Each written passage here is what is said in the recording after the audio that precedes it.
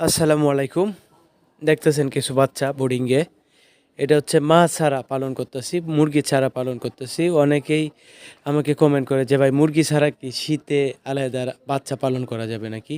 তো আপনারা যারা রেগুলার আমার ভিডিওগুলো দেখেন, আপনারা জানেন আজ থেকে ৪ দিন আগে মুরগি থেকে বাচ্চাগুলো আলাদা করে নিয়েছিলাম। একদিনের বাচ্চা, বাচ্চা ফুটার পরে নিয়ে আসছিলাম। তো এখন পর্যন্ত কিন্তু আলহামদুলিল্লাহ সব বাচ্চাগুলো সুস্থ, আপনারা দেখতেছেন। কিছু বাচ্চা হয়তো দুর্বল দেখা যাচ্ছে, কিন্তু মেডিসিন চলতেছে, আমি ওষুধ খাওয়াইতেছি। হয়তো হগলে ৪ দিন খাওয়াইছি, বোর্ডিংয়ে ২টা ওষুধ ৭ দিন খাওয়াতে হয়।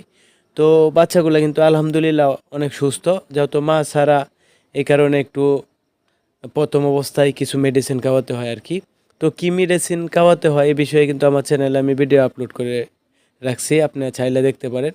তো অনেক নতুন উদ্যোক্তা আছে আমাকে এই কমেন্টটা করে, এই জন্য মূলত তাদের জন্য ভিডিওটি তৈরি করা। দেখেন, আসলে মুরগি ছাড়া বাচ্চা পালন করা যায়। আমার যত মোটামুটি অনেকগুলো বাচ্চা, এই জন্য একটা বুডারের ব্যবস্থা করছি। আপনারা চাইলে ঘরোয়া পদ্ধতিতে আপনারা পাখির কাছার মধ্যেও বাচ্চা রেখে মুরগি থেকে আলাদা করে একটা লাইট দিয়ে পালন করতে পারবেন।